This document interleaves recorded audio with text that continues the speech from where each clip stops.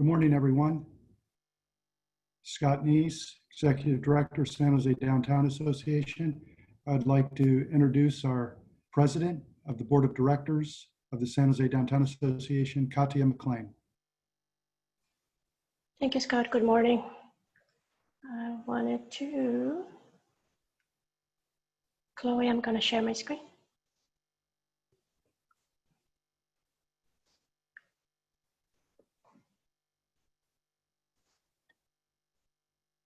There you go.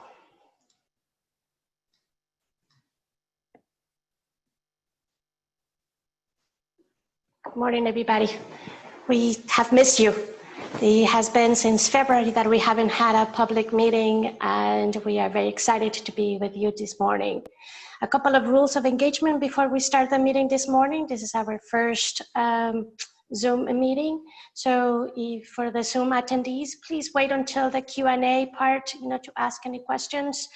The meeting is also being broadcast through Facebook Live. So for those participating in Facebook Live, please enter your comments and questions, and they will be forwarded to us. We may not be able to get to all of them, so we will post them on our website, and a link will be sent to all of you, as well as put it on the Facebook comments. And third, please participate, be respectful of each other's opinions, and we encourage a civil and respectful conversation. So we told you that we have been busy, and we've missed you. Mid-March, we started the shelter in place, and then later in May, the protest, for racial justice started. We helped with the beautification efforts, throughout the downtown, and they were a lot of volunteers, over 100, more than 200 volunteers, and over $30,000 that we were able to raise through our Rebuild Downtown Fund. And happy to report that after that, we distribute all those checks, and there were so many people that were so grateful that we were helping them. Elise Restaurant, 3 Below Theaters, Mini Boss, and these are only a few examples of all the checks that were distributed. Then later on around June, we had our Downtown Doors event, and with almost 350 views on Facebook Live, and the videos of the students describing the artwork, it was just an amazing event. One of my favorites is that dog collage. I think it's one of my favorites. But this kind of continue the conversation of what we're doing and the events that we were happening while we were in shelter in place. Then we started reopening around June. The farmers markets opened, the Hart's Dog Park in Santa Clara was open. We started seeing some of the businesses and retail opening as well. And in collaborations with the city, the Alfresco program started. Thank you, J. Paul and City View Plaza for allowing us to move some of the trees that were in City View Plaza, and thank you for all the retailers, to work with us in order to make Alfresco a possibility. And then we moved the Alfresco from San Pedro Square to SOFA, and as you can see, a lot of press and a lot of excitement on closing the streets and allowing downtown outdoor dining program for all of us. So thank you. If you volunteered to the fund, if you were one of the volunteers helping paint and clean downtown, if you have been downtown and have had lunch or dined there, if you're a retailer and have your doors open, thank you. And this is the start of this meeting, letting you know what we have been up to, and I'll pass it to Scott, and then I'll regain control. Good morning, everyone, and so happy to see so very many of you here on this warm Friday morning. I have a bittersweet announcement to share with you. One of our key staff members is leaving us. Our groundworks team is 29 members strong. These are, of course, the men and women who work 7 days a week, keeping downtown clean, safe, and beautiful. Managing the deployment of these services, all the equipment, the client, the schedules, the training, and the morale is the responsibility of the Groundworks Program Director. We have been incredibly fortunate to have a program director who has been with Groundworks since 2009.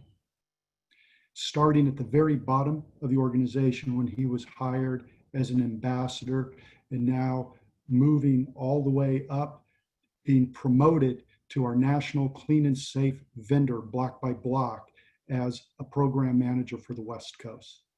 Samu One Bear, is that one of the greatest names you've ever heard?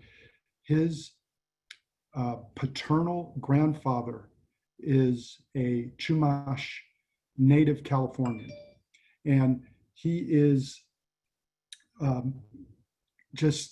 we just had an event for him yesterday, socially distanced, with the Groundworks team to celebrate Samu's promotion. We're so proud of him. We had some good food. There was some jokes, a lot of poop jokes, because after all, that's some of the work that Groundworks does. And there were tears also. And this was one of the reasons that Groundworks is so beloved, and we know this from the responses that you give, is because Samu is our leader. And in his role at Block by Block, he is going to be managing the West Coast, and he is going to be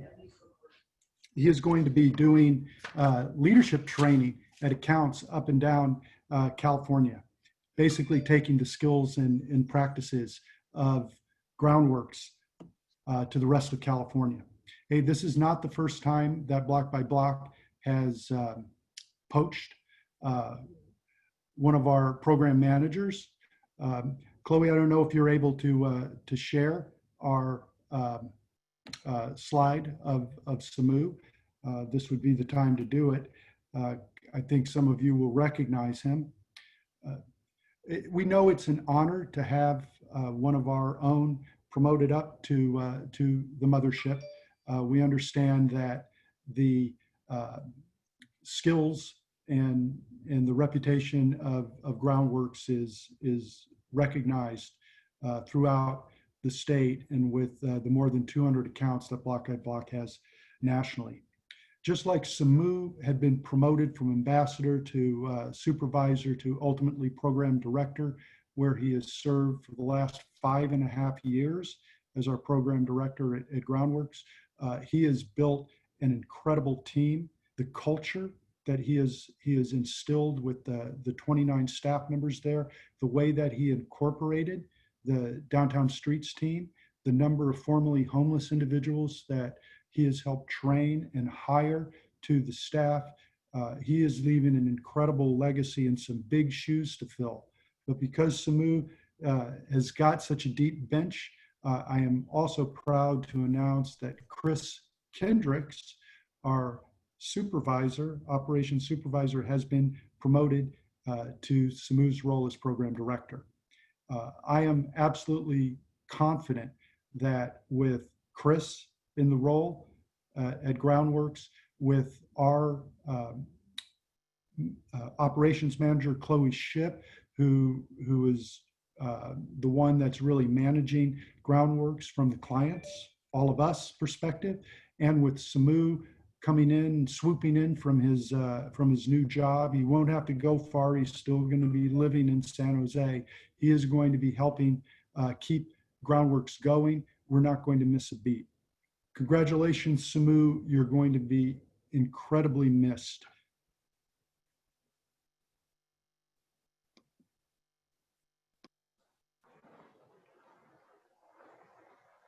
I'll start introducing, the team and the stabilization plan, but I wanted to step back and talk about why we started doing this and when do we start the conversation. It was early this year when we started looking at what was going to be, the next steps for the San Jose Downtown Association. As one of many of the civic organizations, we always look, what is our strategic plan? Where do we have to be? And we started those conversations, but more organically. Once March started and later on, the months started progressing, we started understanding the longevity and the gravity of the pandemic, and it was pretty clear that we needed to do something. We were granted the opportunity by the Knight Foundation to take a look forward. Thank you, Chris, I see your name, and thank you, the Knight Foundation, for that. And to help us, we decided to engage Progressive Urban Management Associates, PUMA. They are a national consulting firm that specializes in working with downtown associations and improvement districts, and they had worked with us before. So they bring not only the expertise of a nationwide downtowns and improvement districts, but also they have known us, and there was a relationship that had already been built from years past. PUMA interviewed San Jose influencers, some of our stakeholders, partners, and also developed a survey receiving more than 1,000 responses. So I'll pass it to Brad and Daniel to have a presentation about our stabilization plan.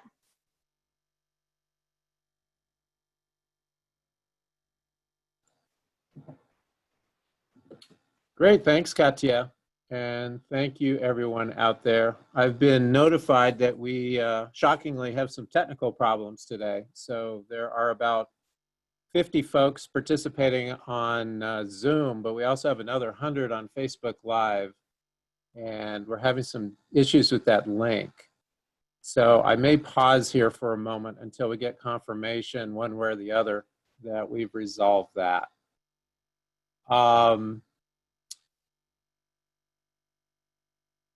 In the meantime, let me tell you a little bit about us and what we've been up to in San Jose. So on the screen today is myself and my colleague Daniel Makala. We're with a firm called PUMA. We're based in Denver, and we work on downtown development and management issues throughout the country. We have a track record working in San Jose. We've been working with the Downtown San Jose Association back almost 15 years. We worked with the San Jose Downtown Association to create the PBID in 2007, and also worked on the renewal of the PBID in 2012. Myself, I bring more than 30 years of experience in this, including working with the Downtown Association in Denver, and my colleague Daniel comes from the downtown world too. He has worked with the Downtown Louisville Association. Today, we're hoping to do two things here. We're hoping to give a broad overview of different trends that are shaping cities and how the pandemic is influencing these trends. That's about a 10 or 12-minute presentation. Then we're going to get into the pandemic plan for San Jose, the work we've been doing to help stabilize the organization and lay the groundwork for what comes beyond. Let me ask someone there in the, Chloe or someone, if you can confirm whether we get the Facebook issue resolved or not.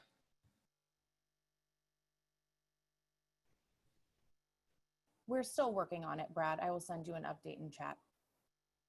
All right. Well, maybe we'll move ahead with the global trends part of the presentation, and then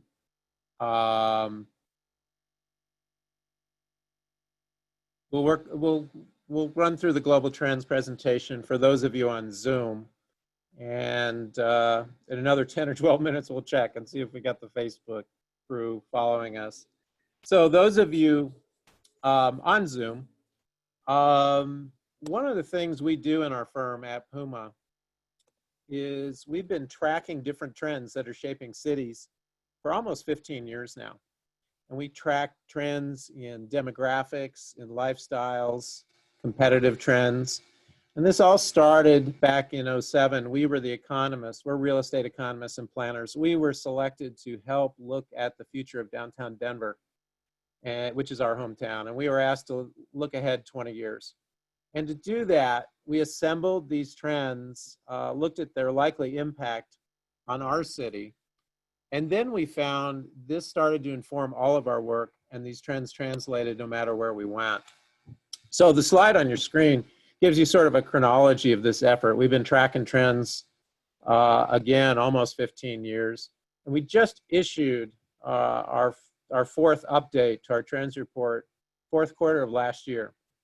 And throughout this time period, while these trends have changed, we've essentially come to the same conclusion throughout, that there are a whole variety of converging trends that have been favorable for vibrant downtowns. And certainly you've seen this in San Jose, whether it's more residential growth, more business growth, a whole variety of trends have been helping downtowns. Well, of course, that was all turned upside down in March. And we've all been grappling with the pandemic and other significant challenges going on in our world right now. And we started to reevaluate, what does this all mean? Is this fundamentally changing our world? Are downtowns not going to have the same trajectory that they had before? So what I'm going to talk about over the next 7 or 8 minutes is sort of our best guess of how the pandemic and other changes in our world are impacting downtown. And we're really going through 3 concurrent disruptions of scale that we've never experienced before. So the first one, of course, is the health disruption of the pandemic. And our basic conclusion here is that the pandemic is more of an accelerator of trends than necessarily something that is fundamentally changing a lot of things. There will be changes, but again, we see it accelerating trends that were already in place prior to the pandemic, and I'll go into some detail on that. The protests for racial justice are one of those accelerated trends. There has been a movement for social equity in the last several years. As many of you probably are aware, income inequality in the United States now is at historic highs, which puts pressure on all of these issues. So moving forward, we see that the protests for racial justice are significant, and that there's going to be more activism moving forward, both for racial justice and also to resolve income inequality. And then the third big shock, of course, the economic shock, the historic unemployment, the lack of sales, the concerns with, is this going to be a long-term shock? Is it going to be relatively short? No one really knows for sure. And as you know, this situation changes week to week, and our expectations change week to week. But overall, we feel that downtowns will bounce back once the health situation resolves itself. And we think they may bounce back relatively quickly. And I'll talk about why we think that. So I'll go into these trends that we feel are being accelerated by all of this. And we're making one big sort of wager right off the bat here on demographics. And we see that the pandemic is affecting different generations in different ways. Boomers, older generations, I'm a boomer, we're more cautious about this. We're more concerned about, obviously, our health situation, and in some cases, aging parents. We're going to be more cautious in returning back to our old habits. However, we do feel younger generations are going to bounce back relatively quickly. They're experiencing less personal health risk, and once health conditions stabilize, there should be a surge in demand for dining and services, particularly from younger generations. We're actually seeing a little bit of this right now. So many of the numbers that are pushing COVID-19 numbers nationally, much of that is from younger generations. Great, looks like we're starting to get some questions on here too. The other thing I wanted to mention with the younger generations is that the racial justice protests are in a way some on-the-job training for activism. And we expect millennials and Gen Z to be far more active in trying to foster change and political action moving forward. Lifestyles. Many of the lifestyle trends that we chart out in our global trends are changing as well. So retail, certainly a big part of the downtown experience. We see the pandemic really accelerating shifts in retail that were already happening. So department stores, some of the legacy brands that have been folding, outdated shopping malls, those were declining before the pandemic, but this has really accelerated their demise. Downtown's been hurt. Downtown San Jose, downtowns all over the country. It's going to be another tough 6, 9, 12 months. However, we do see opportunities on the other side of this for downtowns, particularly for local, authentic products and stores, community-focused retail. And we're anticipating a surge of entrepreneurship once the health situation is stabilized that downtown really should be tuned into moving forward. Nature of work, big question, huge impact for San Jose is what's going to happen to office. There are opinions all over the map on this right now. Sure, a lot of us are able to work from home. We don't think this is necessarily permanent. There could be some fundamental changes.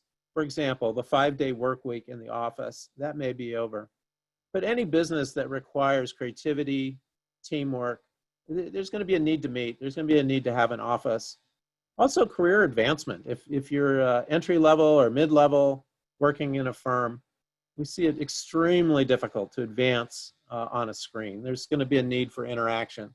So we do project that the office market will be soft coming out of this, but we don't see this being the demise of conventional office market formats moving forward. Housing. Downtown, still attractive places to live, particularly for younger demographics. However, and this is a challenge in San Jose, affordability will be key. So the markets that are most attractive to downtown, younger households, millennials, Gen Z, also getting hammered the most by the economic dimensions of the pandemic right now. So in order to retain younger populations in downtowns, affordability is going to be more important than ever. We do see the emergence of alternative housing types to accommodate more people. So cooperatives, group living options where you have unrelated people living in the same house or unit, live-work formats. Also advantages of smaller, more affordable cities. So this is a vulnerability for San Jose, has been for years. But moving forward, we see potential migration to smaller, more affordable cities accelerating. Power of place. This was a trend in terms of how we use the public space and how we're more innovative and activate public spaces as well. A real time to take some risks and try some things we've been thinking about. You're seeing this in San Jose with the Alfresco initiative. We're seeing it nationally in cities all over the country. A way to experiment and really rethink how we use public space coming out of this moving forward. Other accelerated lifestyle trends, mobility. Transit, a lot of folks are worried about the future of transit. Transit ridership was declining prior to the pandemic, and part of this is how we use it. A real need to integrate fixed route transit with point-to-point modes, such as Uber or Lyft or those types of things. An integrated experience so someone can really, whether they're taking a bus or a train or a ride share, they're all doing it from the same platform. Public health, certainly this episode is going to increase our considerations for public health in the design of space in downtown. And then higher education, ongoing challenges. This was happening prior to the pandemic. There were projections that four-year colleges, that enrollments may decline over time. It's going to be increasingly competitive for them. There also are going to be options for alternatives to four-year colleges. So community colleges, other options like that. Last set of trends, we'll wrap up on this and then we'll check in and see if we're a full group yet or not. Social equity has been a trend that we've seen in place certainly for many years. It started popping into our trends report 6 years ago. But the pandemic's accelerating the activism and the urgency for change. We see a rising tide of civic activism, not only racial justice, but also going into other realms. So schools, wages, housing, a renewed fervor for change moving forward. And in this realm, downtowns have an opportunity to lead and to be part of the civic action to find solutions. The business community being at the table with government, with social action groups to advance change. Climate change. We also see that the pandemic will accelerate activism on renewables and other climate change issues. on the slide is an image of New Delhi in India. And the image on the right is the air that these folks have been breathing for decades. And on the left, during the pandemic, there have been clear skies, blue skies. It's inspired people in maybe new ways. So we see the pandemic offering a glimpse of a reduced carbon world and accelerating the movement for climate change.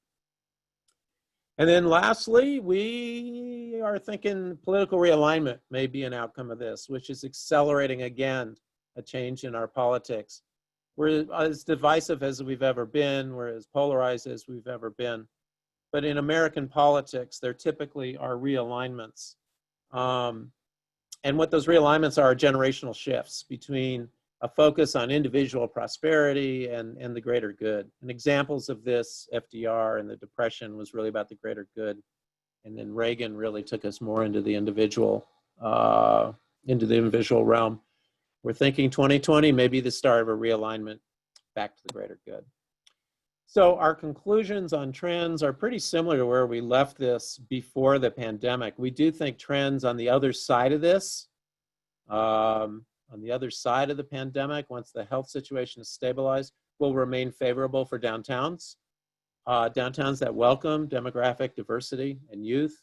We do think younger demographics are going to bounce back quicker and are going to be attracted to urban environments.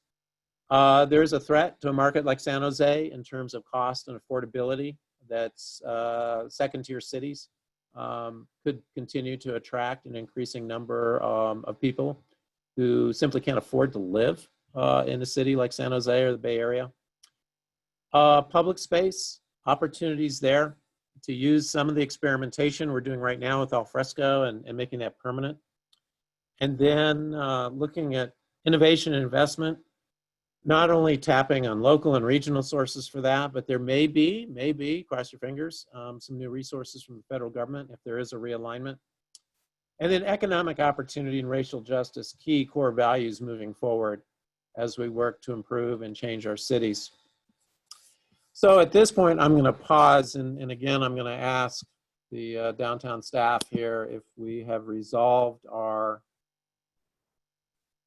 Facebook Live issue. The Zoom link was posted on Facebook. We're still having issues with the Facebook Live component, so we will be posting this recorded Zoom on our Facebook when the meeting concludes, and we are still trying to get Facebook Live to work at the same time. Okay, but the good news is I see our number of participants have ballooned, so thank you everyone else for joining us. We're now over 100.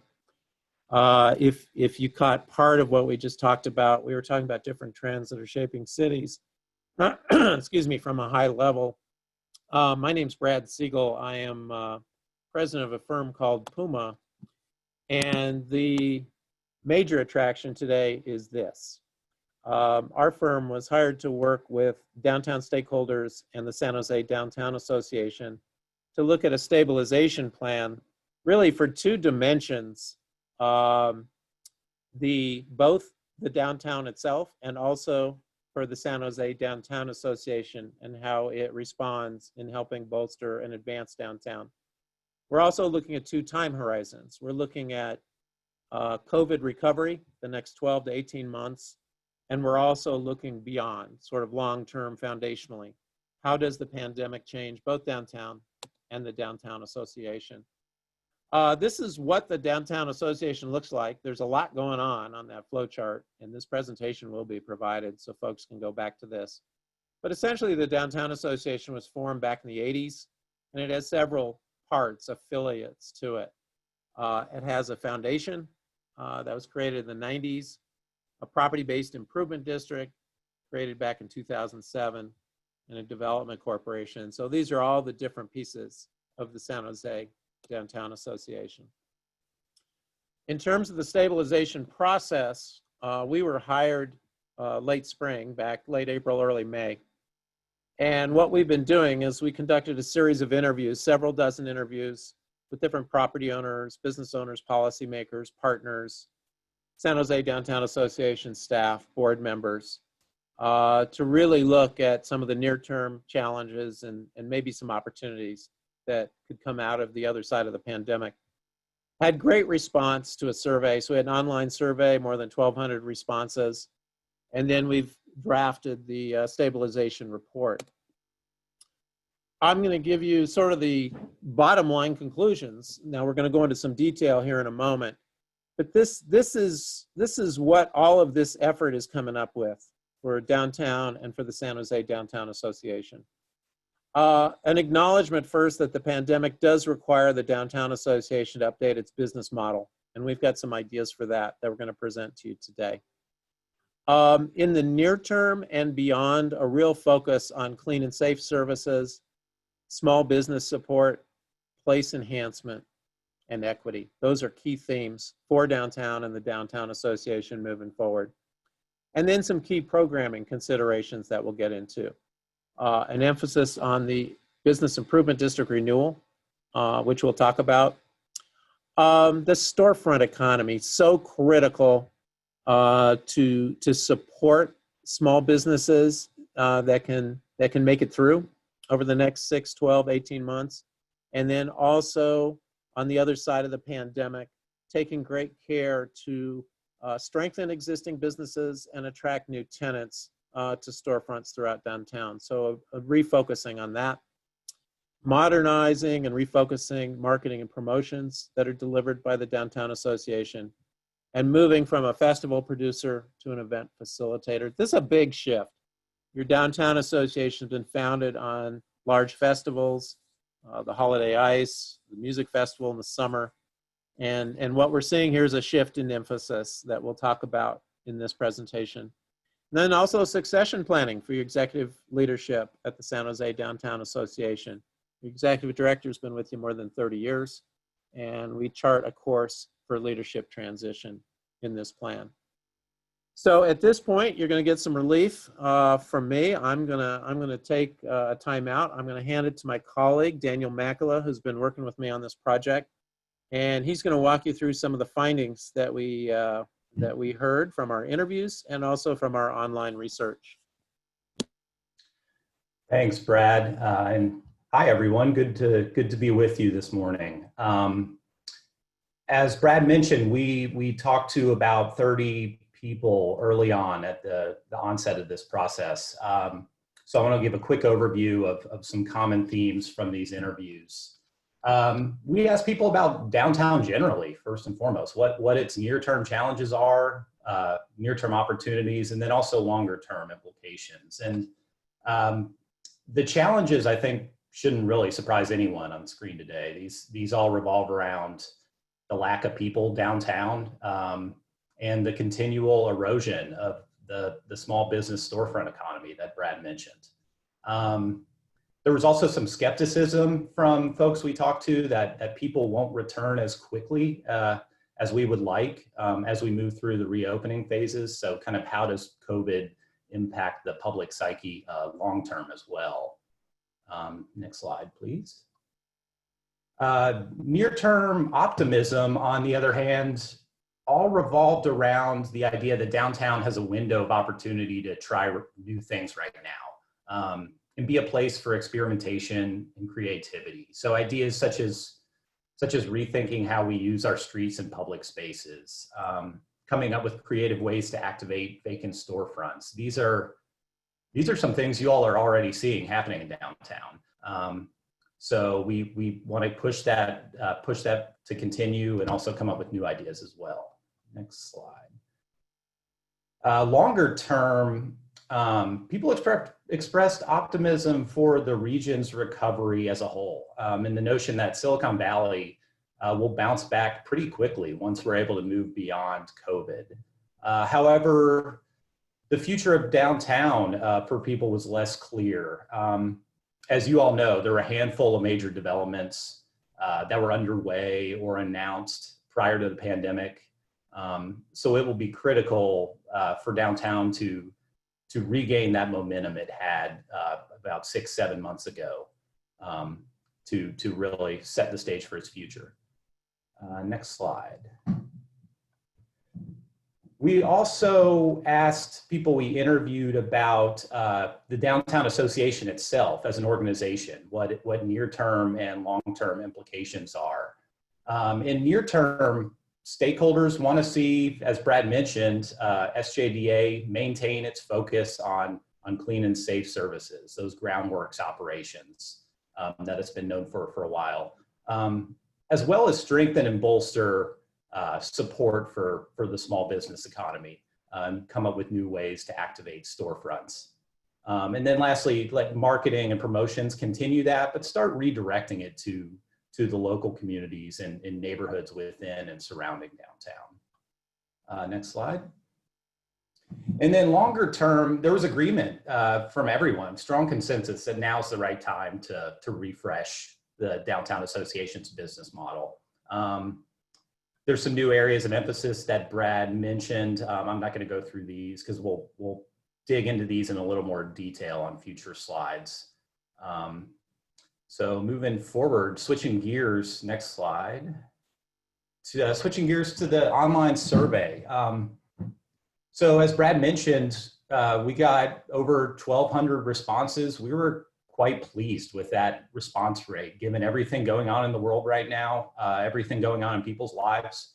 I imagine most people on the screen took the survey, so this will look familiar to you, but want to give a quick snapshot of findings. And one of the first questions we asked was about that public psyche, how people will feel about visiting downtown over the next couple months. And as you see here, there's a lot of red and yellow. People, I think, primarily are cautious or not comfortable visiting downtown over the next couple months. That said, uses like stores, museums, restaurants, and coffee shops did fare the best when it came to what type of uses and activities people would be comfortable going to. Next slide. We also asked about 9 different actions. And we wanted people to help us prioritize both near-term and long-term, which one should be a focus of the organization. And as you see here, a lot of similarities, both near-term and long-term. It's the same top three, really. And in cleaning and safety efforts, that jumps out as number 1, both near and long-term. And then also, we'll continue to harp on this, small business and entrepreneurial support. And then as Brad mentioned, social equity efforts to ensure downtown is welcoming to all. Next slide. We then asked a follow-up question to that one, which this is kind of as a firm, this is kind of our money question. This is one we find really informative as we're putting plans together. And as you see here, it's a clear top 3, the same top 3 from the prior slide. And even more so, cleaning and safety efforts really was a dominant top choice. Over 1/3 of people chose that as the top priority long-term for the organization. We asked this question in other downtowns. We rarely get this strong of consensus from constituents. And also, as you heard from the themes in the interviews, there's strong alignment between who took the survey and who we interviewed as well, which we think is a positive sign. And then next slide, and this is my last slide.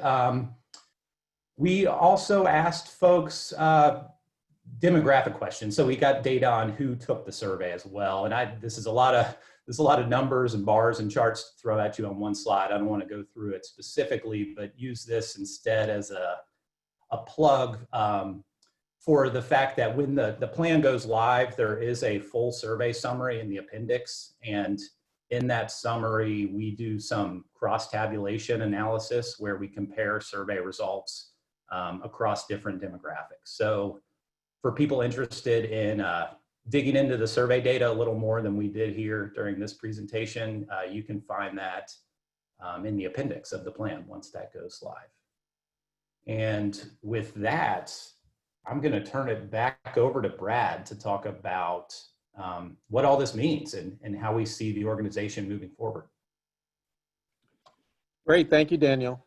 And as Daniel mentioned, I am going to talk about what it means for the Downtown Association here. And we've got about 5-6 minutes left on the presentation. So we're rounding third, heading home, and then we'll have time for questions. So key implications, what does this all mean for the San Jose Downtown Association? Really 5 key implications. One is that the property-based improvement district and groundworks are really emerged as core strengths for the Downtown Association. Secondly, our recommendation, strong recommendation, is the Downtown Association needs to be the leader in nurturing the storefront economy downtown, both through the stabilization and recovery period over the next 12 to 18 months, and then a strong focus there beyond. It's going to take some time to fully recover from all of this. As part of the small business storefront economy, we think the arts can play a strong role moving forward. I think in all of our cities, including my own city, the arts, music, other elements of culture have in some ways been hurt the worst by the COVID crisis. Thirdly, marketing promotion events repositioned to focus on smaller scale events that are more sort of locally oriented, so really orienting toward local communities in San Jose. Implication number 4 is the Downtown Association becoming an innovator, a problem solver, an implementer to lead change. And then lastly, our conclusion about the business model, and we'll give you some preview of our suggestions there. So the last set of slides look at the Downtown Association, both near term and longer term. In the near term, the next 6 to 12 months, real focus on clean and safe and the groundworks crews. Almost everybody we talk to, in fact, everybody we talk to, extremely appreciative of the groundworks teams during this time, particularly as downtown has been so challenged by a lack of activity and office employment. So continuing those cleaning services. Also a real effort in terms of homelessness and working to contain some of the disruptive behaviors that we find on the street, and also helping folks, helping people find alternatives to being on the street. So strengthening advocacy efforts in the short term. There's a work experience program where Groundworks actually employs formerly homeless people. Also exploring opportunities to embed more social and mental health workers with these Groundworks teams to really work, again, with populations that are on the street. Small business support, critical right now. We're proposing that as health conditions allow, that the small business support function of the Downtown Association be moved to a storefront location, that is accessible to businesses, and also that the small business support staff proactively is out on the street, meeting with business people and troubleshooting the variety of challenges and issues that they're dealing with day to day. An investment fund. The Downtown Association had some success in raising some funds for the damage created by some of the protests. We think that there could be a role there for the Downtown Association to capitalize a fund to help stabilize some of these storefront businesses and help with recovery and re-tenanting. From the board of the Downtown Association, got a great idea on a local purchasing preference policy so that larger corporations and companies in downtown, they intentionally start buying goods and services from smaller businesses within the downtown. And then also as San Jose State starts to get more active, I realize we're online through the end of the year, but as it gets more active, how do we draw students, faculty, others into the downtown? Marketing, promotions, communication in the near term. Continuing many of the initiatives that the Downtown Association has launched on an interim basis. Communicating with small businesses. Small scale events, using care to make sure that we're respecting the health constraints, but we're seeing a variety of small scale events, even for 10, 15, 20 people popping up across the country. And reevaluating the Downtown Association's event offerings and its role. Does it cease to be a festival producer and move on to more small-scale, community-focused events? Last set of slides. So long-term implications for the Downtown Association. We see a redefinition into 2 major business centers. This notion of environment would combine clean and safe, greening, and perhaps some sort of public space conservancy. This has an element in many of the downtowns in larger cities that we work in. and the San Jose Downtown Foundation, which already exists, or its development corporation, perhaps being repositioned to look at how we enhance public space, make some of these temporary changes that we're doing now more permanent. And then experience is more of an integration between small business support, smaller scale events and activation, promotions and communication. So marrying all these functions with a real focus on supporting small business, which we think is integral to also the releasing of some of the office properties. Office market likely to be soft, but encouraging office workers to return as health conditions allow, and making sure that there's that vitality of storefront experience that San Jose has provided in the recent past. We also identified some project management principles. This would be throughout all of the programming of the Downtown Association and infused into the culture of how the organization works.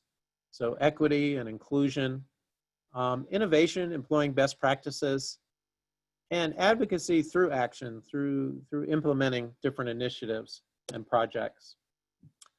The PBID, I mentioned renewal earlier. This is a downtown assessment district. Every 10 years, it goes through a renewal process where it reconsiders its own business plan, if you will, and its assessment structure and its boundary. That's coming up over the next 18 months. So consideration for diversifying services there. The PBID funds clean and safe services, also some of the small business support. There may be a role for it beyond that. And then looking at boundary expansions. And then lastly, organizational implications for the San Jose Downtown Association itself.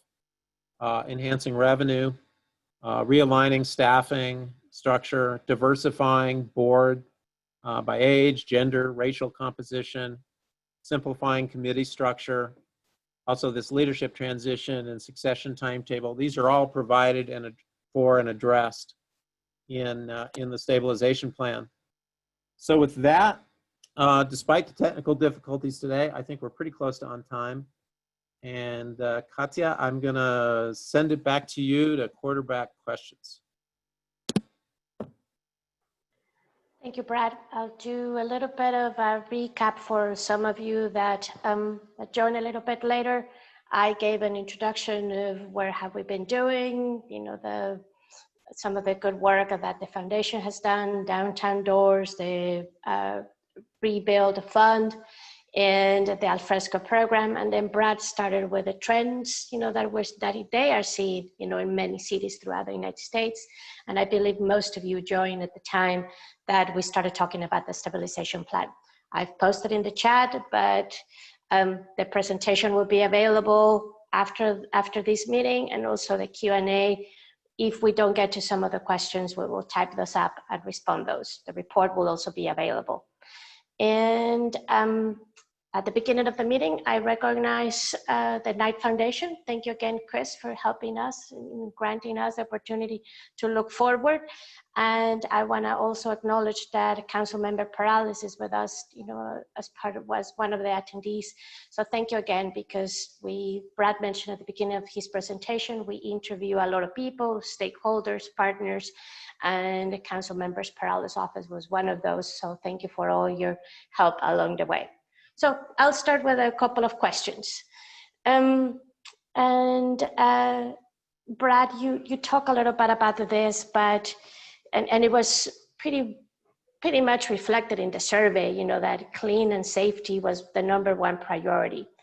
In order to attract people downtown, this is going to be more important than ever. So can we talk a little bit about the plans to expand groundworks? You mentioned the West. Maybe Scott and Brad, you know, you can answer this question. Yeah, I'll just take a first shot from our perspective. So I do think what you're seeing here is a shift in the Downtown Association, and moving forward, maybe more of a reliance on the property-based improvement district and the type of services that Groundworks does and what the improvement district does. While it's a shift for San Jose, I will say this is the predominant sort of model in other major cities. So in a way, the pandemic is aligning the Downtown of San Jose Association along with that. So in terms of the PBID renewal, again, it's an opportunity to rethink boundaries, to rethink types of services. The PBID actually could do more, could fund more than what it currently does. Look at governance. It's a great opportunity to look at all of that. But I think our acknowledgement here is the assessment district, the clean and safe services, the business support services are going to be increasingly important for downtown moving forward. Scott? Yeah, I want to first say we're sorry about we tested the Facebook Live and we thought we had it there. We are back on Facebook Live about halfway through the stabilization plan. So appreciate, we tapped out at 100 on our Zoom attendees and we had hundreds more that were out there. And again, as Katia said, this whole presentation, the report, everything will be available. I will say we have been asked on not just downtown west, the obvious expansion over there with Google and Dearborn Station, we've been asked by property owners on all four corners of the district to consider expansion of the PBID, going east past City Hall, going on the north side of downtown, and we've been also thinking about, we've got 280 on the south, which is such a natural barrier. And is there a part of the new SODA district on that other side? As Councilman Perales well knows, there's a lot of areas that would love to have the groundworks cleaning there. And so we'll be thinking about this very significantly in the renewal process. Do we start, customizing services and coming up with different branding and different types of services for these corners, if you will, of downtown and this expansion into the core of downtown growing. Somehow related, there was a couple of questions and I'll combine them. The first part is, how do you think the current and pending homeless crisis relates to the plan, and what are we doing in order to help this crisis? And second, we all know that we all need to do better. The city and the county, and how can we partner with them in order to have a stronger program to help the homeless? And maybe I'll pass that to Brad first and maybe talk about, kind of what you have seen nationally that can be done, what's in the plan. Yeah, no, this is a challenge nationally in major cities right now, particularly in California, up and down the coast. So there are many dimensions to this. You all know this. This is all being accelerated, accentuated by the pandemic. The problem is worse here, and it's going to continue to be a big challenge moving forward. So having said all that, there are many dimensions to the homeless issue, and there's strategic ways that a downtown association can be involved. So first of all, the population on the streets is very diversified. There are some folks there who are down on their luck and they're looking for a way out. There's some folks there who are there by choice, and there's some folks there because of the breakdown in our state and national mental health and social service system, have got mental health problems and other issues. So because the population is so diversified, it requires a nuanced approach. Where downtown associations can be helpful, and some of our recommendations for groundworks in particular, and you're already doing many of these things, but in groundworks, the work experience program, where you can actually bring some of these folks into your teams. Moving forward, more of an ambassador approach, perhaps embedding a social work and mental health element within your groundworks program. You can do this in partnership with existing agencies. You don't necessarily need to duplicate what other folks are trying to do. But groundworks is uniquely on the street every day. So what we find is downtown associations can make those connections and start identifying people and tailoring pathways for individuals. We're not going to cure homelessness. It's a national failure, honestly, and it will require a national and state response. But a program like Groundworks and like the Downtown Association can help individuals, can identify individuals that have got behavioral issues and help contain those. And those are some of the modifications we're suggesting in the short term and to look at long term as well. Scott? I would only add that we've been successful because we've stayed in our lane and we have said what we're going to do and we give results to our property owners. What we're hearing from our property owners and our members is that more needs to be done in this area. We're not trying to encroach on the local homeless industrial complex. There's a lot of money that's out there, but if there isn't going to be accountability, I think you're going to see our organization pushing into outreach and into some case management, particularly with some of these difficult behavioral health problems. I mean, there's like a dozen people in downtown. If we could get them in, whether it's through Laura's Law or conservatorship or some different programs, if we could get them helped and off the street, the safety level and the comfort level of downtown would increase dramatically. And we're not really seeing anyone focusing on that. And if that's not going to happen, I think what you're seeing in today's plan is that perhaps we should be stepping into that role. Thank you both. I'm going to switch a little bit and talk about small businesses. One of the items in the plan is really understanding that they are the key, in order to continue the growth of San Jose downtown, and that we need to support them, not only because they bring people out, but because they are the fabric, also in diversity and equity of how we function as a downtown. So in that diversity, there's a question about how can we attract more high-end retail, and is that something that we are looking at, and what are the possibilities, to attract more high-end retail without displacing, the small retail that we have? Let me take a shot at that. Again, that's a nuanced answer, sort of like the layers of the issue we just talked about. Downtown retail, and I would say this for San Jose too, downtown is niche retail generally. And really the retail stability of who can make it through this, and then the re-tenanting that will come a year and a half down the road, is going to be nuanced by district, by location, block by block. The notion of high-end retail, I would argue where your niche is going to be more in the local independent type retail. You're going to see more community serving retail. And I think it's important to note, thinking about younger demographics who are more likely to return downtown, in terms of retail, they're about values. They're about, and not cost values. They're about social values. So businesses that also have a social dimension to them. So it's sort of a long-winded answer, but I think you're going to have to think about retail very strategically, different districts, different blocks. I think the Downtown Association will have an opportunity to help curate and work with property owners to help direct this.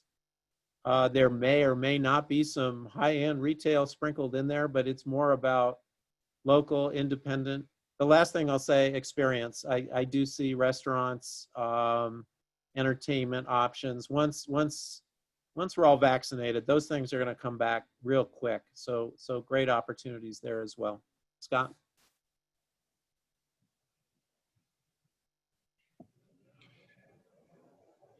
We're trying to help our businesses survive here in the short term. We've had many businesses close. A handful of high-end retailers, Muji shut down already. They went bankrupt. It wasn't just downtown San Jose. So we are looking at a reckoning with, as we're calling it, the storefront economy. And we are going to have many vacancies. There's going to be a reckoning with our landlords and are you going to keep space vacant? Or are we going to look at how we're going to reuse space? There's a few recommendations embedded in our plan And we are going to be posting all 24 pages of the plan with the appendix and to everyone there. And so there's some details on where we see some maker space. We see some non-traditional uses in our ground floor. There's going to be a real upheaval, we believe, in how we're going to be leasing ground floor space in the next couple of years. Brad, is there anything that you're seeing in other cities as innovative ideas for funding in this economic climate? You started talking about trends. I think you mentioned a little bit of, what other cities are seeing, but is there anything that catches your attention, that we could be doing? That's a really good question, Katya. I mean, funding's so critical to these small businesses right now. And some of the federal programs helped some businesses, didn't help others.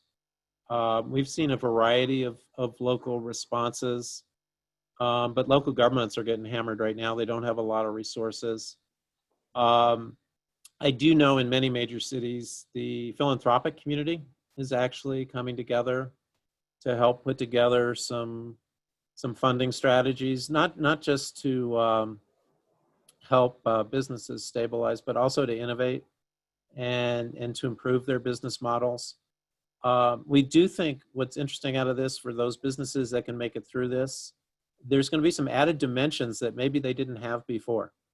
So by necessity, many businesses right now have stronger online, or they have the takeout components, or whatever it is to keep them alive. Those may become more permanent aspects of businesses moving forward. But nationally, I think most cities are doing the type of thing that you've done here. Some crowdsourcing and then some foundation-based investment funds that are more significant, which is one of our recommendations for you moving forward. In the next 6 to 12 months, can we create a more significant investment fund? The last thing I'll say on this is I think there's a real opportunity in San Jose with some of the major corporate players that you have there to be participants in some sort of investment fund, particularly something that would bolster the storefront economy. And that would have direct benefit for them long term. It would help continue to provide that invigorating downtown environment that's so important to employee retention and recruitment. So I do think that's one unique opportunity for San Jose that many other cities don't have. Thank you, Brad.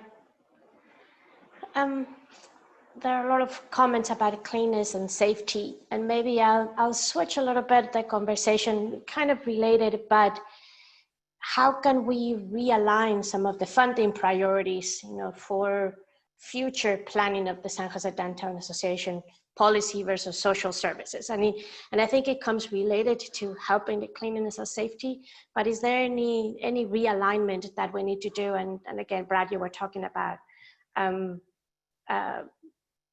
the foundation, and crowdfunding, but how can we make that distinction and stay on our lane, as Scott mentioned, do what we're doing well, partner with the city and county? Can you expand a little bit? Sure. And the major realignment, and the Downtown Association encountered this in March, is festival programming is about a quarter of the revenue of the entire enterprise here. So that evaporated in March for a year or more. And what you're seeing is an immediate realignment by necessity. And what we're suggesting is that may be more of a permanent change for the Downtown Association. In the short term, it's not just money, it's also energy of the Downtown Association and its capacity. In the short term, some of that festival energy we're suggesting be redirected to storefront economy and really helping small businesses survive through this. And it's not just short term, it's more of a longer term effort. Moving forward, the PBID, the Property-Based Improvement District, is going to be a more important source of revenue and a stronger foundation for both downtown and the Downtown Association moving forward. We see some diversification there. Also, the Downtown Association has a membership component that we found was very underutilized, and that's something that could potentially grow. Lastly, I'll talk about, we had that complicated organizational chart on one of our first slides. There's some components there that could be activated, could be very helpful. So the San Jose Downtown Association has a foundation, has a development corp, and there are some innovative ways that philanthropic, corporate, other funding can be mobilized through those entities to benefit downtown. So there's actually a lot of opportunity, and you've got a lot of structural pieces in place. But the sort of primary shift here is moving away from festivals that have really been a strong underpinning of the organization in the past. Switching topics, a little bit more. Parking recommendations coming forward for downtown, and what are we doing? Earlier this week, we talked with the SPUR members, and one of the first comments was, what are you doing to encourage more people to take public transit and come downtown? Our answer, or at least, the beginning of that answer was, we just want people downtown. At this moment, if they have to drive, if they have to take public transit, we just want people to start coming downtown and enjoy the al fresco and go to our businesses and grab coffee. But is there any specific recommendation, that we want to put forward, related to parking? And I'll leave that to Scott. Yeah, I mean, right now, any port in a storm, if skateboard down, drive down, any way you can get here is, but I think the question is really about the long term. And, the Downtown Association is kind of representing, I think, this middle ground that we've got a bunch of city planners and VTA and the architects and everybody that can envision this driverless future and the subjugation of the automobile, and we don't need as much parking because of that. Well, and we have today's reality where we're promoting 90-minute free parking downtown and encouraging people to come down and get to our businesses any way they can. Nobody's really talking about the space in between, that driverless or the automated vehicles, autonomous vehicles, and no parking needed. And the reality of today, nobody's talking really about that middle space that we're going to be in for a period of time. And how do you have the appropriate amount of parking so that capital markets can continue to invest in buildings and make people in really a car-centric Silicon Valley be comfortable to continue to come to downtown. We understand, as Brad said, the trends have accelerated. We've been closing streets down. The city moved very quickly, closed down San Pedro Street. We closed the lane of parking on SOFA 2 weeks ago, and we're looking at other places to do that. So, maybe that future scenario with no cars is coming quicker than we thought. And one of the comments from a small business is, yes, we know that current small businesses rely heavily on third-party delivery. So that balance between cars and closing, it's something that we pay close attention to, and the city, as well. We have about 5 minutes. There are a couple more questions, but I want to take it on a little bit on the forward thinking. What do we think San Jose's top advantages are in this pandemic comparable to other cities, and how can local leadership best showcase and maximize those competitive advantages? Brad, do you want to take a stab at it first? Oh, Katya, no softball from you on that. I think there are a number of advantages. First of all, innovation of the private sector there. With your heavily tech economy, there's got to be a way to harness more innovation in terms of how we look at downtown and the built environment. And you would appear to have the resource there. I think related to that are the potential to link some of these larger companies to support small businesses. And then the last thing I'll say, it's kind of, you all may take it for granted out there. I'm sitting here in Denver. I've got something called winter. So there's a limitation on how I can use my public space. I mean, you got 12-month climate, and really this is an opportunity to move more toward an outdoor downtown, keeping in mind, you know, some of the parking and loading and some of the logistical questions, but you can do both.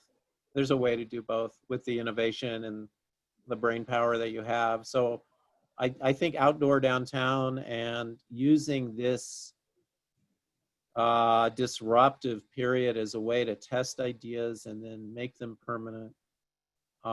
You really could be a leader in that moving forward. And I'll just quickly add, sure. I have been really heartened to see some new thinking coming out of our leadership, you know, with the realization that a lot of the pre-COVID plans, they just don't apply right now, that we do have to take some risks. We do have to throw some things against the wall, see if it sticks. And I think there is a real spirit of trying new things. Not everything's going to work, but we really need to come in there and be, everybody talks about being out of the box, man. This is the time to do it. And it isn't a time for the timid. Agree, and that was one of the big themes, you know, as part of this stabilization plan is think big, look at other cities. Yes, Barcelona is a great example of what they've been able to do with Las Ramblas, you know, and outdoor space. But talking about outdoor space, Scott, do you want to talk a little bit about the Public Space Conservancy? Because that also relates to outdoor activities and the climate that we have that Brad mentioned that is a big advantage compared to other cities. Yeah, and it kind of maybe even ties into the earlier question about closing streets down. We're looking at public spaces differently now. It's not just, you know, parks and traditional conservancies, but we are considering closing Park Avenue with the big kind of extending the Paseo experience out all the way to the river park. There's been a lot of dialogue in downtown West about Google's plans and the number of streets that they're looking to close out there. So these are all new kind of non-traditional public spaces that are going to need to be expertly managed for people to feel comfortable. So I think there's other examples, and Brad can talk about it, but we're at the end of our meeting here. But I just wanted to put a plug in for that.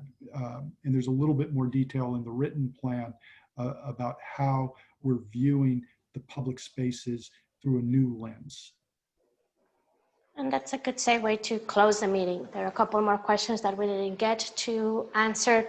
We'll post them on our website and post some answers. But I think we can all do more. I think we can do better. I think we need to go back and dine at alfresco in our restaurants downtown. So if you can help in any way, please remember that our small local businesses are looking for you. So Scott, anything else that you would want to say before we close the meeting? Just a reminder that we will have the recording of this, because we know we lost some folks with our snafu with Facebook Live at the beginning. We will also be posting the presentation slides and the plan itself. That should all be live on our website. I think somebody's typing in sjdowntown.com. There we go. Thank you, Chloe. You hit that, and we want to hear your feedback on the plan. This concludes our first virtual public meeting. Thank you, everybody. And if you have any ideas, please contact us, and we'll be happy to talk about these ideas. So thank you, everybody. Thank you, Brad. Thank you, Scott.